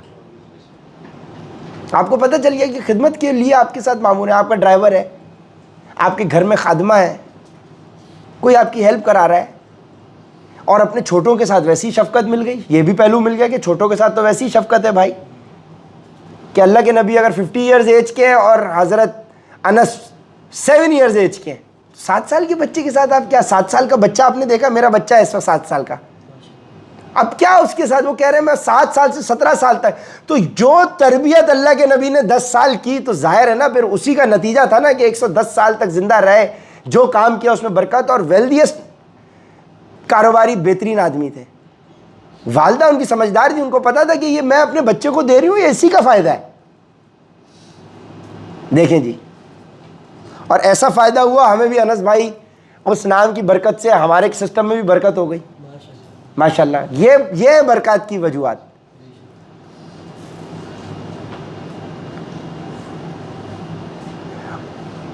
अब मैनर्स के ऊपर एक और, कि कुछ यहूदी ईसाई आए हुजूर के पास और कहने लगे अस्सलामु अलैकुम अस्सलामु अलैकुम अस्सलामु अलैकुम अस्सलामु अलैकुम, may curse be upon you, may death be upon you. अस्सलामु अलैकुम को अस्सलामु अलैकुम, अस्सलामु अलैकुम, सामु अलैकुम का मतलब है may curse be upon you, death be upon you. Allah के नबी के साथ सलाम का मजाक उड़ा के अल्लाह के नबी को बद्दुआ दे रहे हैं, गाली दे रहे हैं। इखलाक का मेयार ये था कि अल्लाह के नबी ने फरमाया वालेकुम, आप पर भी कुछ भी नहीं कहा। इतना उन्होंने अस्सलामु अलैकुम कहा कि हज़रत आयशा को अंदर से आवाज़ आई, तो उन्होंने बोला बदबख्त, बर्बाद हो तुम लोग। उन्होंने उनके ऊपर अपने अंदाज में, अल्लाह पाक कमी पेशी माफ़ फरमाए, कि उन्होंने उनको डांटा कि तुम लोगों पर कर्ज हो, तुम लोगों पर कर्ज हो। तो अल्लाह के नबी ने क्या फरमाया हज़रत आयशा को, आयशा काम डाउन, काम down, Ayesha calm down, whatever is gentle is beautiful, whatever is gentle is beautiful. Harshness makes it ugly, गुस्सा खराब करता है चीज़ को, यानी कोई तुम्हें गाली दे रहा है प्यार से, ईंट का जवाब फूल से। What ever is gentle is beautiful, what ever is gentle is beautiful. Calm down, harshness makes it अगली। ये क्या है, क्या है ये? हार्शनेस है ना। अब यही चीज देखो कैसे हो सकती थी। तारिक भाई आइए, आइए आइए आइए, प्यारे मेरे तारिक भाई, कहाँ जा रहे तारिक भाई? आए आए आए बेचार। माशाल्लाह इब्राहिम भाई बेहतरीन। देखो आज फ़ोन तो बंद करके आए माशाल्लाह, कल पूरा सेशन में इनका फ़ोन चल रहा था। सही है। अब वो क्या था, क्या कर रहे हो तुम, तमीज़ नहीं हो तुम्हें, व्हाट इज दिस? नहीं, प्यार से। अब हमें पता ही नहीं है तो हम अप्लाई नहीं कर रहे ना। अब हमें पता चला हमारे, अब कल को हम कोई हार्शनेस कर रहे होंगे तो हमें पता होगा दादा, और दूसरे जिसके ऊपर हो रही होगी। What ever is gentle is beautiful. बस ये अगला बंदा ये कह दे और दूसरा लीडर कह दे हार्शनेस मेक्स इट अगली। देखो याद रखो, मुझे हार्शनेस में मजबूर मत करना, बस वो इतना कह दे, बात खत्म। अब अल्लाह के नबी की बहादुरी का जिक्र। बहादुरी की अलामत यह है कि एक दिन मदीना के अंदर रात के पहर कोई ज़ोर की आवाज़ आई, कोई धमाका हुआ या कोई ज़ोर की आवाज़ आई, तो साहबा निकले कि ज़रा देखें तो सही कि क्या मामला है, क्या है क्या नहीं है। तो अल्लाह के नबी ने एक सहाबी का घोड़ा लिया, बग़ैर उसके ऊपर सीट लगे हुए उसके ऊपर बैठे और निकल गए। जब साहबा बाहर निकले तो अल्लाह के नबी इतनी देर में वापस मौजूद थे, मैंने चेक करके आ गया हूँ, कोई मसला नहीं है, जाए सो जाए।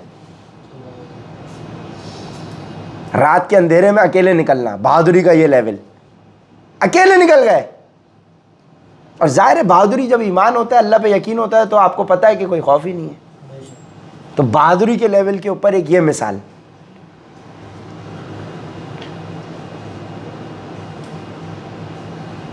अनस बिन मालिक फरमाते हैं कि मैंने एक वो आवाज़ सुनी।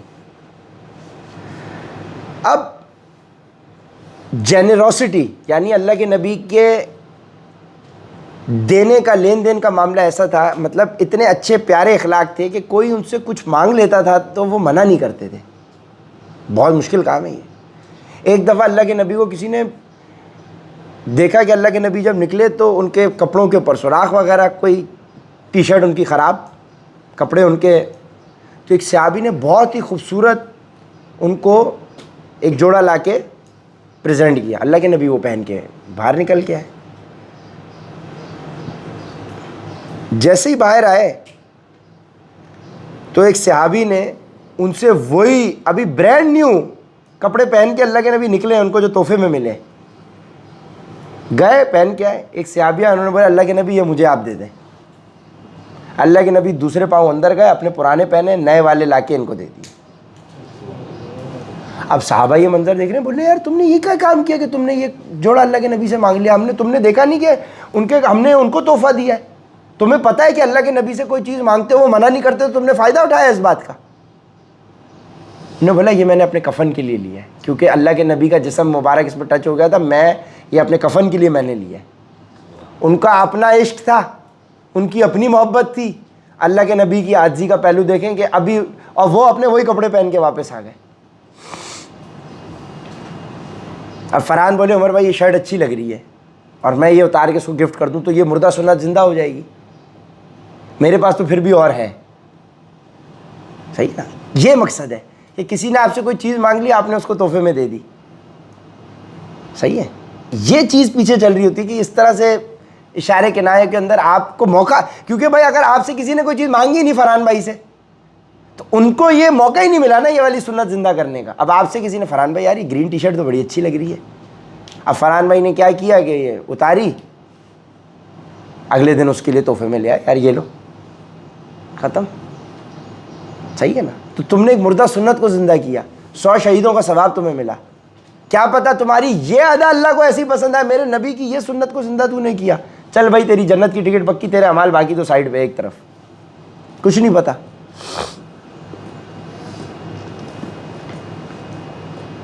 सेंस ऑफ ह्यूमर यानी मज़ा का जो पहलू था अल्लाह के नबी की शख्सियत का, तो एक वो बूढ़ी औरत वाला वाक़या, बूढ़ी औरत आई, मेरे लिए दुआ करें, मुझे जन्नत की टिकट मिल जाए, मुझे जन्नत की टिकट मिल जाए। अल्लाह के नबी ने फरमाया, तुम्हें नहीं पता बूढ़ी औरतें जन्नत में नहीं जा सकती?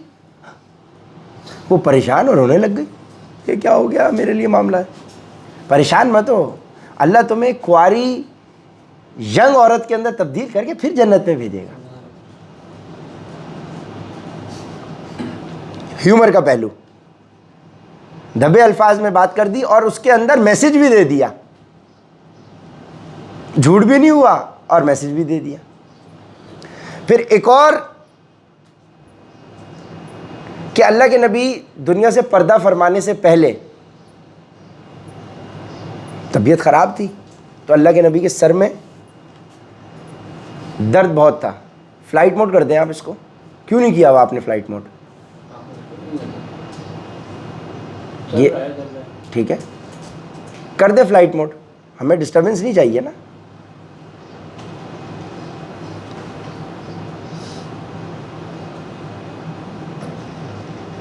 ठीक है, ओके। अभी हमारे लिए इससे इंपॉर्टेंट कुछ भी नहीं है, कुछ भी इंपॉर्टेंट नहीं है, इससे पीछे कुछ भी होता है, I don't care, I don't care. तो अल्लाह के नबी की दुनिया से पर्दा फरमाने से पहले तबीयत बहुत नासाज, ना सर में शदीद दर्द। उन्हीं दिनों में हज़रत आयशा का भी सर में बहुत दर्द हुआ। अल्लाह के नबी उन्हीं के घर पे मौजूद थे, हुजरे में। तो अल्लाह के नबी ने उनकी दिलजोई के लिए, हज़रत आयशा की दिलजोई के लिए, अब अल्लाह के नबी के सर में दर्द है, उनको पता है कि वक्त करीब है, अब उस कैफियत में भी हज़रत आयशा की दिलजोई क्या की जा रही है। देखें, आप क्यों परेशान होती हैं?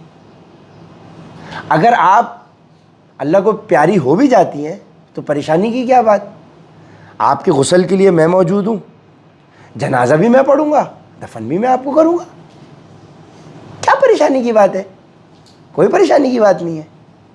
अगर आपको कुछ हो भी जाता है, अल्लाह आपको अपने पास बुला भी लेता है, कोई परेशानी की बात नहीं है। मैं हूँ ना गुस्ल लेने के लिए, मैं जनाजा आपका पढ़ाऊँगा और तदफीन भी मैं करूँगा, क्या परेशानी? इससे अच्छा मौका क्या? तो हज़रत आयशा फरमाती हैं, जी जी आप तो यही चाहते हैं ताकि फिर आपको टाइम मिल जाए, मैं चली जाऊँ तो फिर आपको टाइम मिल जाए दूसरी अज़वाज के लिए। ठीक है, कहने का मकसद क्या, ये प्यार मोहब्बत का अंदाज़ आपस में होता है। और ह्यूमर उस लेवल पे जब अल्लाह के नबी दुनिया से पर्दा फरमाने में 1-2 दिन रह गए और वो खुद शदीद तकलीफ़ है, सर का दर्द, तकलीफ़ है सर के दर्द से।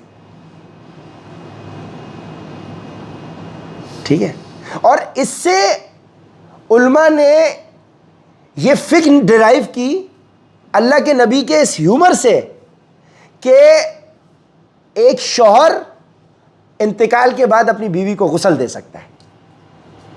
ये फ़िक्र डिराइव की उस मजाक के अंदर, उस ह्यूमर के अंदर, उस मजाक के अंदर पूरा एक लेसन छुपा हुआ था कि इसी तरह से अगर आदमी फौत हो जाए तो उसकी औरत उसको गुस्ल दे सकती है, और अगर एक औरत फौत हो जाए तो उसका मियाँ उसको गुस्ल दे सकता है, उसको जनाजा पढ़ा सकता है और उसको दफन भी कर सकता है। ये पूरी फ़िक्र डिराइव की, उसमें से पूरा लॉ डिराइव किया। अल्लाह के नबी के मज़ा के अंदर भी मैसेज था, उस मज़ा के अंदर भी सुन्नत थी, उस ह्यूमर के अंदर भी एक मैसेज था भाई। ह्यूमर वो नहीं जिसके अंदर कोई मैसेज ना हो, मैसेज होगा। इब्राहिम भाई माशाल्लाह, ह्यूमर भी हो गया, मैसेज भी हो गया। ठीक है जी,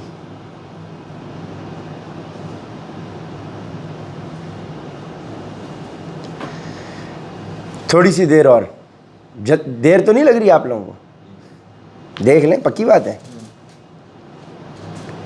अब एक सहाबी ज़ाहिर उनका नाम, ज़्यादा इनके बारे में मालूम नहीं है। एक वाक़या हुआ कि अल्लाह के नबी एक दिन बाज़ार में जा रहे थे, मार्केट प्लेस में, तो ज़ाहिर जो है वो सेल्समैन थे। वो कह रहे थे, कौन है जो मुझसे ये ख़रीदेगा, कौन है मुझसे जो ये ख़रीदेगा, कौन है जो मुझसे ये ख़रीदेगा। अल्लाह के नबी के मोहब्बत का और आजी का पहलू, कौन है जो मुझसे ये ख़रीदेगा, कौन है मुझसे ख़रीदेगा। ज़ाहिर कह रहे हैं। अल्लाह के नबी पीछे से आए और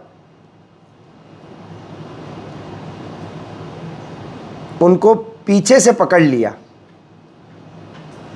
ज़ाहिर को आके पीछे से पकड़ लिया।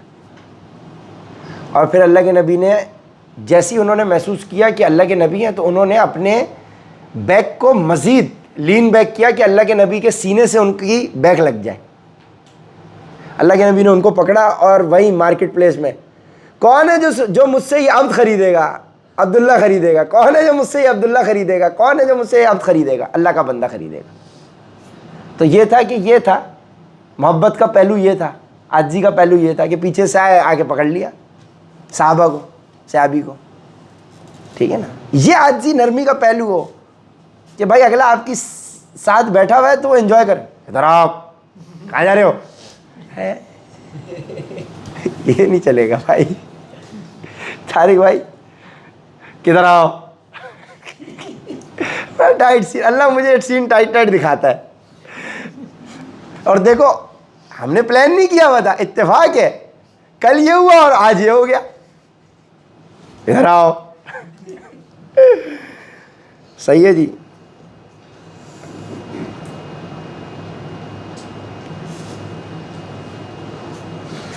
तो जब अल्लाह के नबी ने ये कहा ना कि कौन है जो मुझसे ये बंदा खरीदेगा, तो वो जाहिर से आबी कहने लगते हैं कि अब वो भी उसी मज़ा के अंदर, अल्लाह के नबी फिर तो आपको बहुत बुरी डील मिलेगी, मुझे कोई ख़रीदेगा ही नहीं, मेरी क्या हैसियत, मेरे को बेचने में कोई पैसे ही नहीं मिल रहे आपको। उन्होंने भी फिर ये जवाब दिया। तो अल्लाह के नबी ने फरमाया, वल्लाही तुम्हें नहीं पता कि अल्लाह की नज़रों में तुम्हारी क्या कीमत है। अब सोचो, तुम्हें नहीं पता कि तुम्हारी नीयत, तुम्हारी कीमत अल्लाह की नज़र में क्या है। यानी सोचें कि वो सेल्समैन की नीयत अल्लाह की नज़र में क्या होगी। वो सेल्समैन है, और आप गौर करें, अल्लाह ने हमें भी वही पेशा दिया है, हमारे नबी का भी यही पेशा था ओरिजिनली। अच्छा, खदीजा से माल लिया और जाके बेचा, बेचने वाले को आप हमारी ज़बान में सेल्समैन कहते हो। और तिजारत भी क्या है? खरीदो फरोख्त ही है। सेल्स आती होगी तो फिर तिजारत भी हो सकती है, वो बात का स्टेप है। तो हम सब अल्लाह के नबी के सुन्नत प्रोफेशन के साथ जुड़े हुए हैं भाई। सुन्नत प्रोफेशन है, हज़रत अब्दुर्रहमान बिन औफ का प्रोफेशन है, हज़रत उस्मान का प्रोफेशन है, हज़रत उमर का प्रोफेशन है, मार्केट प्लेस में खरीदो फरोख्त। कैसर भाई तो चीफ जस्टिस है माशाल्लाह, हमारे वकालत का शोबा है इनका, और वकील भी बेचता ही है वैसे तो जज साहब के सामने।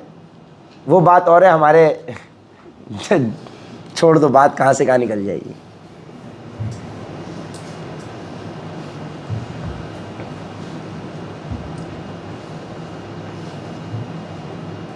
और तमाम रसूलों को अल्लाह ने एक एक बड़ी दुआ दी कि आप इसको विश दी, जिसको आप कहते हैं ना वन विश, जो आप चाहें आपकी कबूल हो सकती है। तो वो विश जो है हज़रत नूह ने, हज़रत मूसा ने उस जो विश उनको दी थी, उन्होंने उस विश से फ़िरौन से अपनी कौम की निजात मांगी। सुलेमान अलैहिस्सलाम को जो विश मिली थी, उन्होंने उससे वो सल्तनत कंट्रोल मांगा जो उससे पहले किसी को ना मिला हो। हज़रत नूह ने ये दुआ मांगी कि अल्लाह ये जो काफिर हैं, नाफरमान हैं, इनको तबाह बर्बाद कर दे। तो हर नबी को, पैगंबर को एक एक दुआ मिलती है। और हज़रत इब्राहीम और हज़रत ईसा ने यह दुआ अपनी मांगी, जो एक विश थी कि अल्लाह जो हमारे साथ है उनकी मग़फ़िरत फरमा। बाकियों को अल्लाह के नबी ने वो दुआ अपनी सेव करके रखी है क़यामत के दिन के लिए, कि मैं वो अपने उम्मतियों को बख्शवाने के लिए इस्तेमाल करूँगा।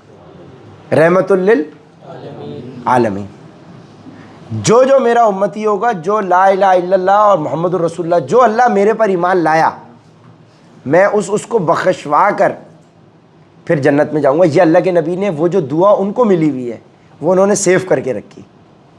ठीक है, यानी जो जो अल्लाह के नबी पर ईमान लाया, ईमान लाने का तकाजा है कि पढ़ना पड़ेगा, फिर अमल करना पड़ेगा ज़िंदगी में। हाँ, उस पढ़ लिया, अमल के दौरान कोई भूल चूक हो गई, अनइंटेंशनली ख़ता हो गई, सबकॉन्शियस लेवल से हो गई, जो किब्रिया भाई कहते हैं कि भाई कॉन्शियसली नहीं करेंगे, सबकॉन्शियस से होगी, तो उनकी बख्शिश है। ये नहीं है, ये मजाक थोड़ी चल रहा। ला इलाहा इल्लल्लाह मोहम्मद रसूलुल्लाह आप करो, चोरी, फ्रॉड, धोखा, दज्जालियत, फिरौनियत, और अल्लाह के नबी तुम्हें माफ़ करा लें। ये तो फिर तुम्हें, तो हर उम्मती जिसने सही मानों में तौबा की और अल्लाह के नबी पर ईमान लाया, तो एक ना एक दिन अपने मामलात भुगतने के बाद जन्नत में जाएगा, अल्लाह के नबी की उस दुआ के तुफैल जो अल्लाह ने उनको दी है और वो उन्होंने संभाल के रखी है। तो इसके साथ हमारा सीरा का दूसरा लेक्चर भी अल्हम्दुलिल्लाह इख्तिताम पजीर हुआ। वाखिरु दावा अनिल हम्दुलिल्लाहि रब्बिल आलमीन। जज़ाक